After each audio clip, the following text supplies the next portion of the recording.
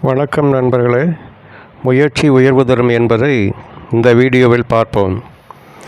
Flipkart, Amazon போன்றதொரு நிறுவனமான அலிபாபாவை சீனாவில் உருவாக்கிய பிரபல சீன தொழிலதிபரான ஜாக் மா நத்திங் இஸ் இம்பாசிபிள், அதாவது முயற்சித்தால் வாழ்க்கையில் எப்போதும் வெற்றி பெறலாம், உலகில் முடியாதது என்று எதுவும் இல்லை என்ற எண்ணத்துடன் மனதிடத்துடன் கடுமையான ஓய்வறியா உழைப்பினால் மிகவும் ஏழ்மையான குடும்ப சூழ்நிலையில் இருந்து இன்று மிக பெரும் கோடீஸ்வரர் என்ற நிலைக்கு உயர்ந்தவர்.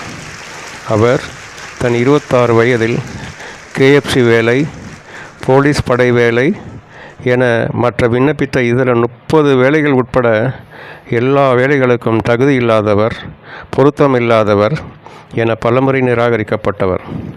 அப்போது அந்த வயதில் அவர் பொருளாதார ரீதியாக மிகவும் சிரமப்பட்டு கொடிய வறுமையில் வாடினார்.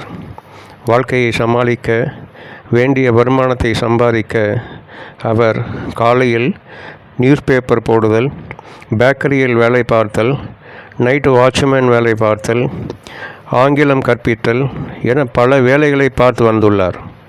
அவரது ஆரம்ப கால வாழ்க்கை கஷ்டங்கள் மற்றும் பின்னடைவுகள் மிகவும் நிறைந்தது. இவ்வளவு சொல்லுனா கஷ்டங்கள் இருந்தபோதும் அவர் தனது கனவுகளை, லட்சியங்களை, வாழ்க்கையில் வெற்றி பெறும் அடங்கா வெறியை கைவிடவில்லை.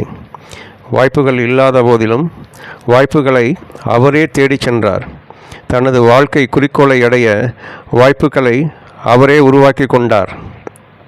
டிவி நிகழ்ச்சிகள், சோசியல் மீடியா, கிரிக்கெட் நண்பர்கள், சினிமா என தனது பொன்னான நேரத்தை அவர் ஒருபோதும் வீணாக்கவில்லை. மிகவும் கடுமையாக உழைத்தார். மாவின் விடாமுயற்சி இறுதியில் பலனளித்தது. 1999ஆம் வருடம் அவர் அலிபாபா என்ற சிறிய ஆன்லைன் சந்தையை உருவாக்கினார்.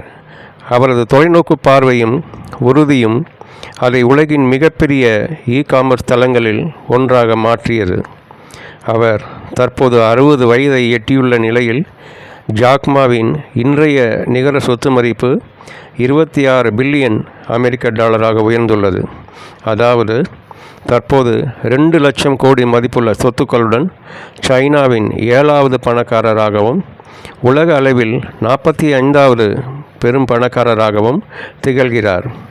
வறுமையில் இருந்து கோடீஸ்வரர் அந்தத்தை நோக்கிய அவரது பயணம் மன உறுதியுடன் இருந்ததால் மிகப்பெரிய சவால்களை, கஷ்டங்களை, போராட்டங்களை, தடைகளை எல்லாம் முறியடித்து மிக அசாதாரணமான வெற்றியை அடைய முடியும் என்பதை காட்டியுள்ளார். முயன்றால் வாழ்வில் உயரலாம் நண்பர்களே என்பதற்கு இவர் ஒரு நல்ல உதாரணம்.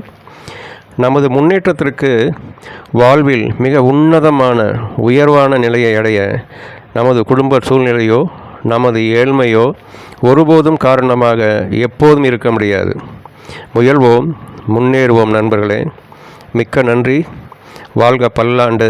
எல்லா வளமும் நலமும் பெற்று மீண்டும் சந்திப்போம்.